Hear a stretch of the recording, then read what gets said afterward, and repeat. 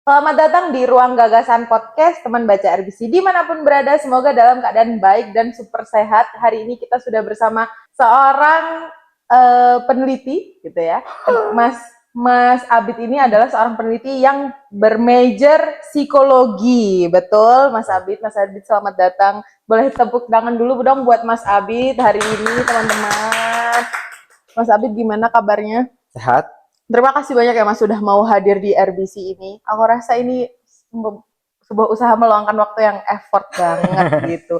Ya, aku senang bisa ke RBC. Kayaknya rupanya masih ada ruang-ruang untuk anak muda berkarya di Malang lewat RBC gitu ya. Bukunya banyak. Betul, ada perpustakaannya kita Ada di lantai 2. pusakanya, ada Betul, kedainya juga. gitu.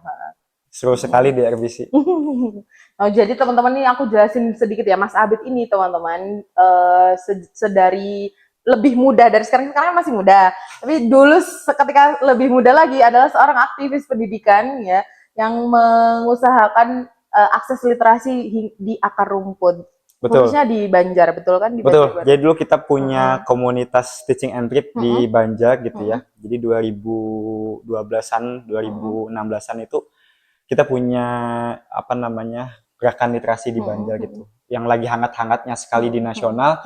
Nah di Banjar kita juga merasa kayaknya perlu ruang ini deh gitu ya, ruang literasi ini gitu ya.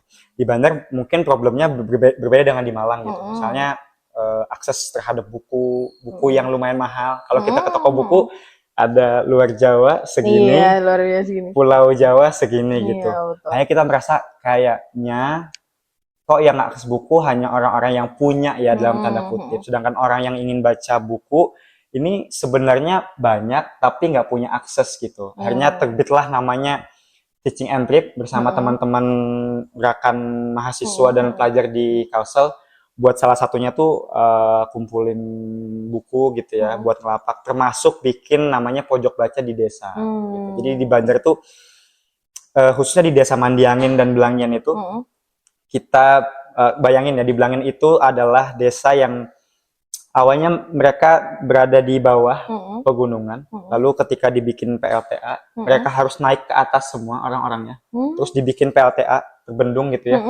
Nah, PLTA kan buat listrik, tapi mereka nggak punya akses listrik setelah PLTA-nya ada. Bisa dibayangkan listrik saja waktu itu, kalau sekarang udah ada, waktu itu tidak ada gitu ya. Bagaimana akses yang lain gitu. Untuk sekolah hanya sampai SD, SMP, SMA mereka harus keluar ke kecamatan atau ke kota, kabupaten gitu ya. Jadi akses buku yang kurang. Guru, saya pernah ke sana mengajar sama teman-teman, ada 6 kelas, satu kelas ada yang isi 2, ada yang isi 1, dan gurunya cuma ada 3, jadi bolak-balik gitu ya. Ini kita merasa, oh iya kayaknya akses ini mesti ada gitu ya. Karena kayaknya literasi bisa jadi satu jalan untuk membuka orang punya mimpi besar. Betul. Orang bisa berkarir gitu ya. Betul. Aduh jadi panjang nih Nggak apa-apa. Kalau karena kita satu visi kan di RBC ini kan juga sering mengusahakan persebaran literasi sampai akar rumput juga. Kita punya mobil keliling, mobil perpustakaan keliling gitu. Kita juga sering buka lapak buku di desa-desa terdekat, desa-desa terpelosok juga di luar kota yang masih terjangkau juga kita samperin. Tapi yang apresiasi gitu terhadap RBC adalah RBC ini bisa akses sampai hari ini gitu. Iya, jadi kalau komunitas Teaching and Read setelah saya pindah ke Jakarta, teman-teman ada yang pindah ke Jogja untuk studi dan semua lagi tersebar. Teaching and Read hidup segan mati juga tidak mau gitu ya. Ada masih beberapa event kayak misalnya obrolan kedai kopi. Jadi sebelum ada ramai kedai kopi dengan perbincangan buku 2014-an gitu ya di Teaching and Read di Kalsel di Banjarbaru khususnya Banjarbaru Martapura, kita udah punya ada obrolan kedai kopi untuk membahas seputar di sana gitu ya, seputar buku, seputar kebudayaan gitu ya, termasuk perjuangan apa yang ada di sana gitu. Ya tapi sayang rupanya ya ini ya disayangkan ya kaderisasi jadi satu bagian penting. Kalau RBC sekarang dilembagakan dan wah sebesar ini tempatnya sebagus ini gitu ya, gimana orang tidak punya minat untuk berliterasi di Malang gitu. Iya. Syukurnya karena peninggalan Bapak Malik Fajar, jadi kita punya apa aset yang bisa dirawat untuk bisa diakses terus sama masyarakat gitu. Tapi nilai apa yang kira-kira kebetulan saya yang jadi langsung tiba-tiba nilai apa yang kira-kira bahagia. bisa bertumbuh hingga RBC bisa selama ini? Pak Malik Fajr tuh value utamanya adalah belajar untuk kehidupan. Belajar untuk kehidupan. Belajar untuk kehidupan. Pendidikan untuk kehidupan. Pendidikan untuk kehidupan. Jadi keinginan beliau itu memastikan kalau orang-orang yang warga negara Indonesia ya, manusia itu punya hak atau punya akses gitu ke pendidikan yang untuk kembali ke bermanfaatan kehidupannya sendiri gitu. Nah, sembari itu kita soundingkan terus ke kebijakan ya gitu. Tapi secara nyata kita rumah baca ini menjadi salah satu ujung tombak untuk terus menyentuh masyarakat sekitar supaya bisa terus mengakses bukunya, mengakses literasi, mengakses pendidikan gitu. Saya yang kepo jadinya. Oke, itu nanti kita bahas di luar kamera. Kita lanjut dulu untuk topik kita yang menarik banget aku rasa hari ini soal self-diagnose yang lagi marak banget ini gitu ya. Aku rasa kalau di sosial media sekarang, utamanya TikTok nih, banyak banget itu sekarang istilah-istilah psikologis yang bermunculan entah di caption, entah di mention gitu kan. Nah itu kalau Mas Abid sendiri lihat fenomenanya gimana? Kesadaran orang terhadap psikologi, terhadap mental, hari ini kita patut berbangga ya. Jadi teman-teman psikologi itu tidak dirasa asing hari ini. Karena mungkin salah satunya terbantu dengan influencer yang menyampaikan tentang kesehatan mental.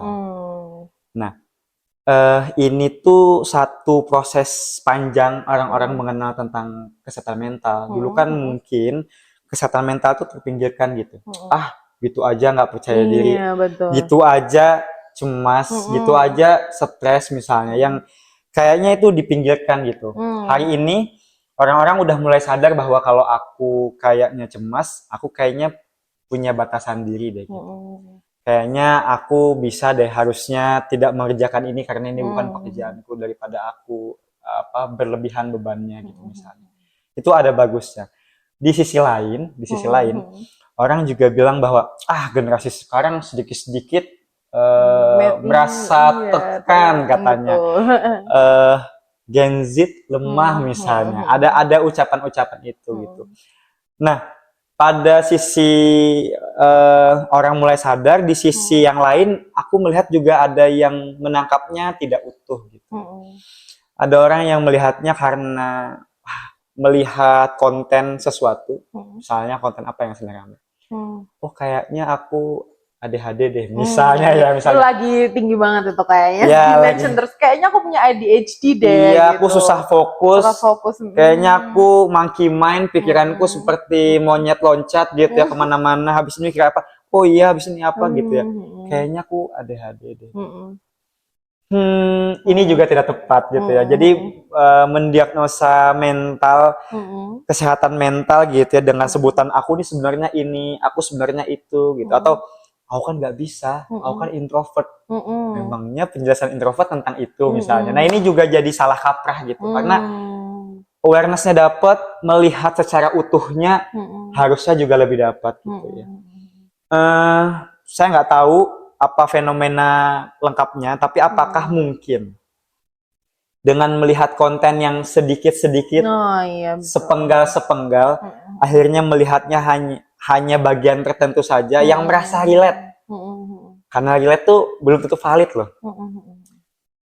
Saya merasa cemas, buktinya saya sedang mual misalnya dan sebagainya. Ya kita belum tahu sebenarnya apa yang terjadi gitu. Saya kan nggak mampu, saya kan punya trauma gitu. Jadi itu seolah-olah membenarkan kalau saya nggak bisa maju karena itu gitu. Itu juga jadi fenomena yang hari ini menarik untuk dikupas gitu.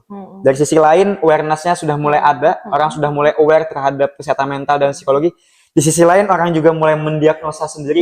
Ini yang menjadi problem menurut pandangan saya. Nah, muncul itu udah mulai disebut problem itu gimana Mas? Ketika dia merasa kalau kayaknya aku nih introvert nih, aku nggak bisa kayaknya ngomong di depan banyak orang gitu. Nah, Atau kalau nggak gitu, ih aku kok ngerasanya gini banget ya, kayaknya aku anxiety disorder deh gitu kan misalkan gitu.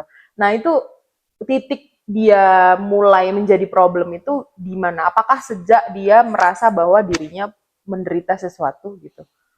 Hmm, orang tuh boleh aja menebak dirinya itu sedang seperti apa. Mm-mm. Tapi untuk meyakini kalau saya sedang mendiagnosa tertentu, Mm-mm. sedangkan kita punya profesional untuk mendiagnosis, Mm-mm. ini juga salah gitu. Hmm. eh di kesehatan mental, problem-problem mental itu kan komprehensif ya. Mm-mm.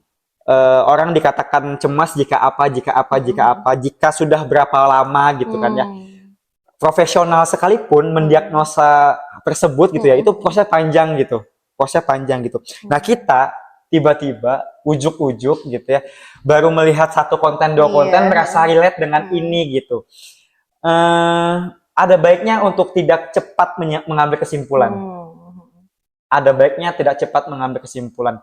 Jika ingin berbicara dengan profesional, ada baiknya untuk itu gitu. Jika ini sudah mengganggu kehidupan Hmm. sehari-hari, Hmm. misal makannya terganggu, Hmm. tidurnya terganggu. Tidur Hmm. terganggu tuh bukan berarti tidurnya lebih begadang gitu ya Hmm. karena sesuatu, tapi bisa juga tidurnya lebih banyak daripada biasanya. Hmm. Kalau Oh iya. kalau ada beberapa orang Hmm. yang dia merasakan sesuatu, ada sesuatu Hmm. yang mengganjal, tiba-tiba tidurnya lebih lama daripada biasanya gitu. Pernah nggak Hmm. mengalami itu? Hmm. Atau makannya tiba-tiba lebih banyak gitu. Terus Hmm. teman-temannya bilang, kok kamu makannya lebih banyak atau lebih sedikit gitu. Hmm. Atau sedikit-sedikit misalnya apa namanya mual gitu. Padahal Hmm. makan 3 kali sehari baik-baik saja kok Hmm. merasa mual gitu.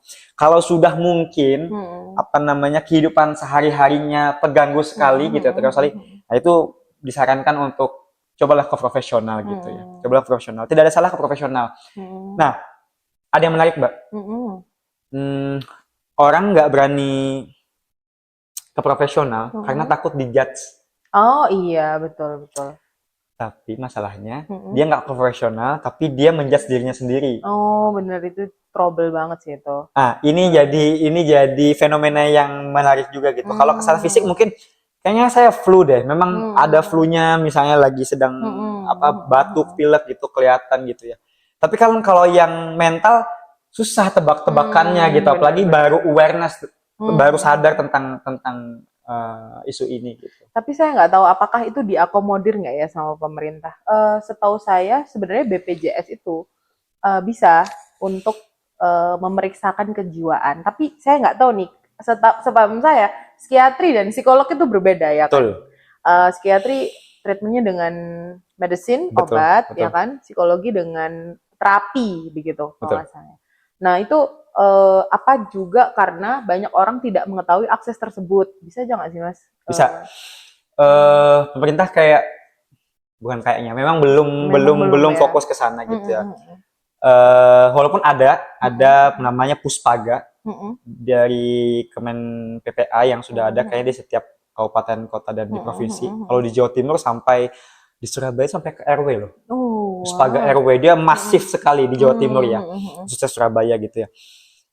Akses itu lewat Puspaga itu gitu. Dan mm, orang juga banyak yang belum tahu tentang Puspaga. Padahal ke mm, Puspaga ada psikolognya itu gratis. Nah, betul. eh, bagaimana dengan akses misalnya di rumah sakit atau di puskesmas? Mm, Ada beberapa teman gitu ya, ini praktiknya. Dia terjadi, dia punya masalah, dia merasa punya masalah mm, kejiwaan gitu ya. Tapi dirujuknya bukan ke psikolog, tapi ke mm, psikiatri. Sedangkan di mm. psikiatri yang kita tahu ya dikasih apa namanya medicine gitu, obat Medicine. dan lain sebagainya gitu. Sedangkan dia Mm, tidak butuh itu gitu. mm, Gitu sih itu yang terjadi memang mm. di BPJS kayaknya ke sana sih akhirnya, akan Iya. ke psikiatri bukan ke Mm, psikolog gitu. gitu. Di sisi lain, beberapa psikolog termasuk di puskesmas, termasuk Mm, di DIY kayaknya hampir setiap puskesmas sudah punya psikolog gitu. mm. Sebenarnya langkahnya sudah mulai karena udah sama-sama aware baik dari masyarakatnya maupun pemerintahnya itu fasilitas sudah mulai naik nih. Tapi kebiasaan untuk self diagnose itu kan yang menjadi sumber masalah lain gitu mas. Nah itu menuju ke mana lagi nih muaranya setelah self diagnose itu? Eh sebaiknya ketika kita mulai self diagnose, sebaiknya memang menghubungi profesional jadi penting gitu ya. Kalau ada uang ya silahkan ke biro misalnya. Biro-biro sangat banyak di kita ya. Tapi kalau apa namanya budgetnya tidak ada gitu ya. Sekarang tuh banyak lembaga-lembaga yang menggratiskan itu gitu. Di Jakarta sampai ada lembaga yang memperbolehkan apa namanya orang yang penting daftar gitu. Problemnya adalah yang daftar banyak banget. Sedangkan ada loh akses psikologi yang gratis yang namanya Puspaga itu gitu misalnya. Jadi kalau merasa sudah mulai mendiagnosis dirinya tertentu, disarankan untuk lanjut ke profesional. Nah, problemnya adalah kalau kita mendiagnosis sesuatu gitu, kita meyakini kalau kita merasakan itu, padahal belum tentu. Padahal belum tentu kita mengalami itu gitu. Jangan-jangan bukan itu masalahnya gitu. Misalnya, saya kayaknya ADHD deh. Saya kayak ADHD deh. Saya merasa sesuatu lupa dan lain sebagainya gitu ya. Kalau mengerjakan sesuatu tiba-tiba mengerjakan yang lain dilepas gitu ya. Secara diagnosis kayaknya saya ADHD deh. Tapi tidak pernah ke profesional untuk menanyakan itu. Sedangkan orang dinyatakan ADHD itu kan prosesnya panjang ya. Betul. Kalau ke profesional pertemuannya beberapa pertemuan gitu ya untuk bisa mendiagnosis dia sebagai ADHD. Tapi dia sudah menobatkan dirinya misalnya ADHD. Problemnya dia meyakini ADHD terus bilang ke orang lain, saya kayaknya ADHD deh, saya kayaknya ADHD. Akhirnya dia ketika terjadi sesuatu, kok kamu lupa terhadap ini? Karena aku ADHD. Waduh. Saya punya cerita menarik. Saya punya cerita menarik, tapi bukan soal ADHD. Salah diagnosis judulnya. Saya pernah jadi asisten psikolog waktu di Kalsel. Saya ke Banjar.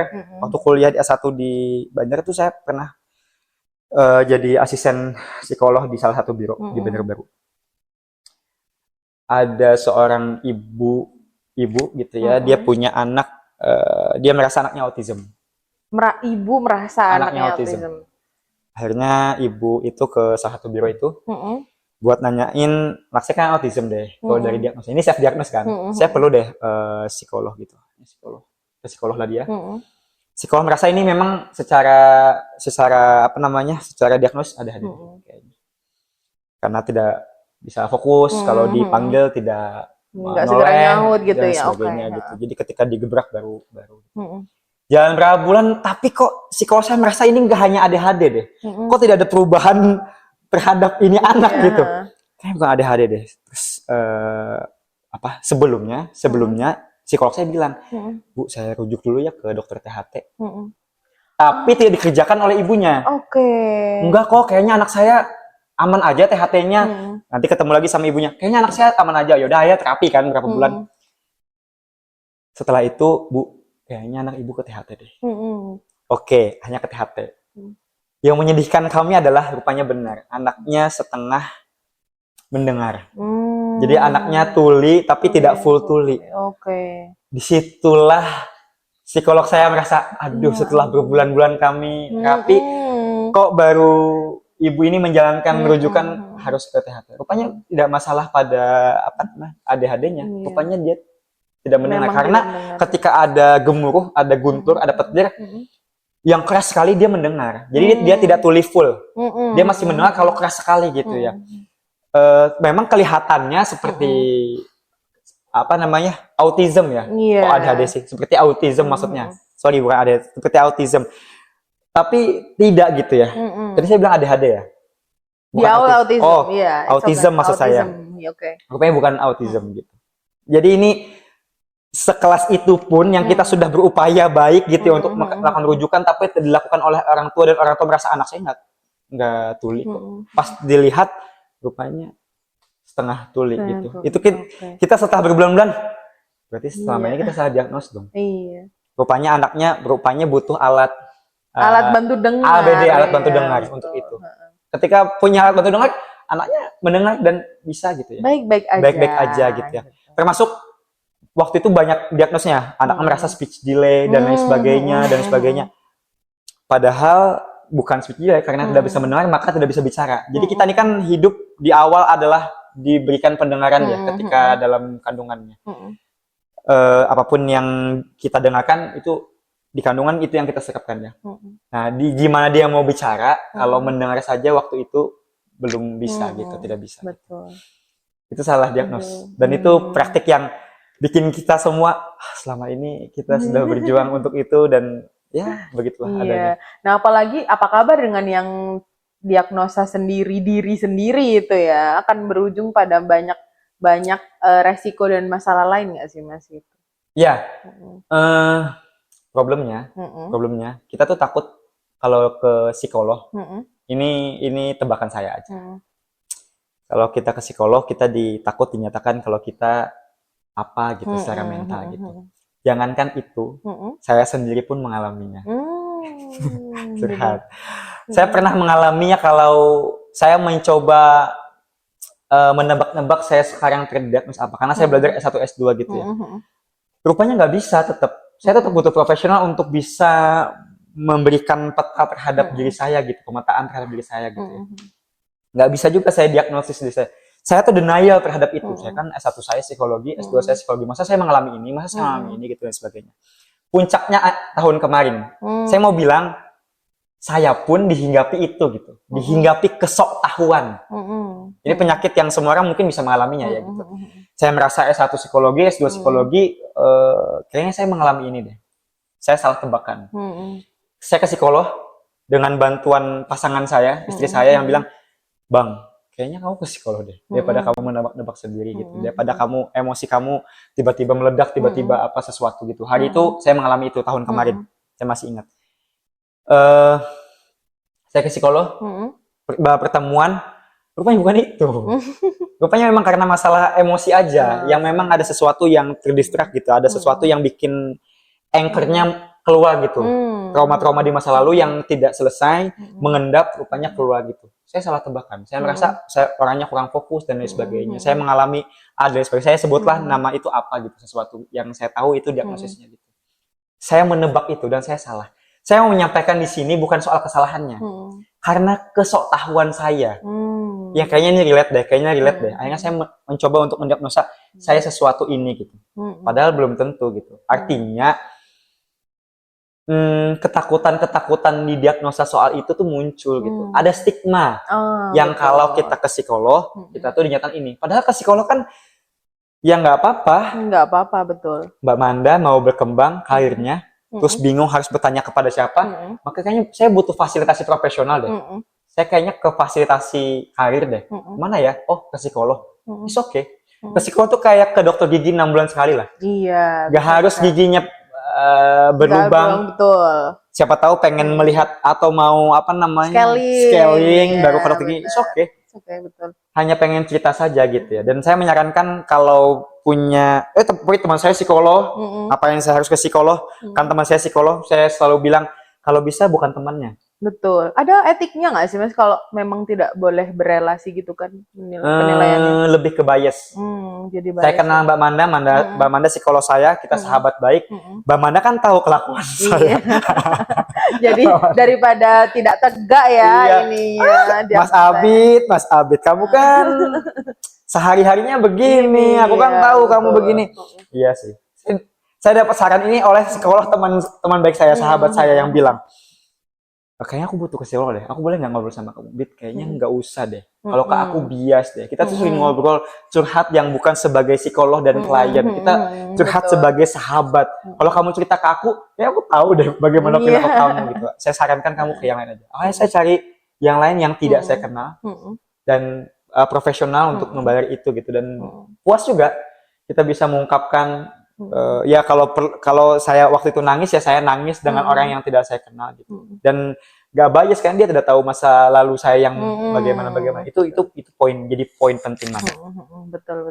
Nah, jadi kalau bisa bilang nih ke audiens kita ya, jadi jangan sekali-sekali mencoba untuk berdasarkan relate itu tadi men-self diagnose. Kalau memang udah merasa ada gangguan, segera cari profesional. Betul. Itu inti utama dari cerita kita hari ini ya. Walaupun jangan sedikit-sedikit juga ini, kadang-kadang sedikit-sedikit masalah apa, diagnosisnya apa gitu, masalah sedikit-sedikit merasa kayaknya aku ini deh, kayaknya aku ini nih belum tentu gitu maksud saya. Kalau masih bisa karena merasa cemas lalu nggak bisa bertumbuh misalnya, saya nggak bisa deh. Saya kan orangnya traumatik, pernah mengalami trauma. Kayaknya saya nggak bisa deh mengambil kerjaan ini gitu. Bu, yo belum dicoba Mbak Manda. Iya. Masa belum lagi berkarir dan belum mengambil itu gitu ya. Masa belum dicoba dan mendiagnosis kalau saya tuh kayaknya traumatik deh. Kayaknya nggak bisa deh ngambil yang kayak gini-gini sama bos yang begini-begini gitu ya. Jangan dijadiin alasan gitu kan Jangan ya. jadiin alasan gitu ya. Oke. Kalau gitu boleh nggak Mas pesan terakhir gitu buat teman-teman? Terakhir nggak tuh? Iya. Buat teman-teman ini supaya tahu nih kalau ngelihat fenomena nih ya. Sekarang kan di sosmed itu tidak terkontrol dan bahkan ada juga yang influencer yang memang secara terbuka bilang kalau dia punya diagnosa sekian, tapi kan itu udah berdasarkan konsultasi bertahun gitu dengan psikolog gitu. Nah, buat teman-teman baca RBC ini di rumah gitu ya. Kalau dari Mas Abid sendiri ketika udah mulai ngerasa ada yang salah nih itu apa buat teman-teman? Kalau ada merasa sesuatu gitu ya, saya sarankan tetap ke profesional. Kalaupun kita merasa relate dengan itu gitu ya, ya boleh tapi tidak boleh mengambil kesimpulan kalau saya mengalami itu gitu ya. Ada problem satu lagi Mbak Manda sebelum ditutup, bahwa too much information juga nggak baik. Oh, betul, iya kan. Jadi misalnya saya merasa adalah orang yang ADHD, hanya saya baca tentang ADHD gitu. Semakin saya meyakini deh, kayaknya saya ADHD deh gitu. Tidak memberikan kesimpulan yang baik, akhirnya malah membuat kita semakin stres, semakin tertekan dengan diagnosa itu gitu. Saya mau bilang relate belum tentu valid. Relate belum tentu valid begitu ya teman-teman ya. Belum tentu valid. So untuk memvalidasi itu perlu profesional. Sama kalau kita dulu waktu zaman COVID, saya kayaknya COVID deh. Saya nggak bisa menghirup bau dan misalnya dan sebagainya. Saya pernah mengalami itu. Saya merasa kepala saya pusing, badan saya demam, saya merasa tidak bisa mencium sesuatu. Kalau sesuatu, rupanya ketika di swab, enggak, saya nggak COVID. Iya. Terus saya bilang, oh ini kayak saya cemas deh. dari tadi ada orang bolak-balik bawa ambulan. Artinya masalah fisik aja bisa begitu gitu. Iya, itu punya pengaruh besar. Masalahnya masalah kecemasan saya terhadap orang yang hari ini korban semakin meningkat, akhirnya berubah kepada masalah fisik saya. Saya akhirnya merasa panas, saya merasa tidak enak badan gitu. Artinya itu saling berhubungan. Nah, ini yang sebenarnya takutkan. Jadi relate belum tentu valid. Kalau mau tahu validnya, yang nggak apa profesional aja, it's okay. Satu lagi bocorannya ya, teman-teman saya psikolog, itu juga ke psikolog. Iya. Ya kan sama aja kayak dokter, kalau sakit perlu ke dokter. Betul. Gitu kan. Saya pernah nanya kenapa dari dia psikolog, tetap juga psikolog. Karena ketika dia mendapatkan klien yang misalnya berat sekali, dia juga butuh rilis dan cerita ke yang lain gitu untuk mengungkapkan itu. Dan saya tanya, psikolog yang lain gimana? Ya mengalami hal yang sama. Begitu terus-menerus. Jadi apa-apa, it's okay. Kalau di agama itu watawasau bil haq watawasau bisober. Menasihati dalam kebenaran dan saling menasihati dalam kesabaran gitu ya. Betul. Tangan ini dong buat Mas Abid, ini paket komplit banget gitu ya. Semoga ini aku rasa udah banyak banget yang bisa teman-teman RBC dapatkan dari episode kali ini. Terima kasih banyak Mas Abid sudah mau sharing-sharing. Sekali lagi ya, kalau merasa relate itu bukan berarti itu valid gitu. Betul. Semoga kita bisa bertemu di episode selanjutnya. Sampai jumpa.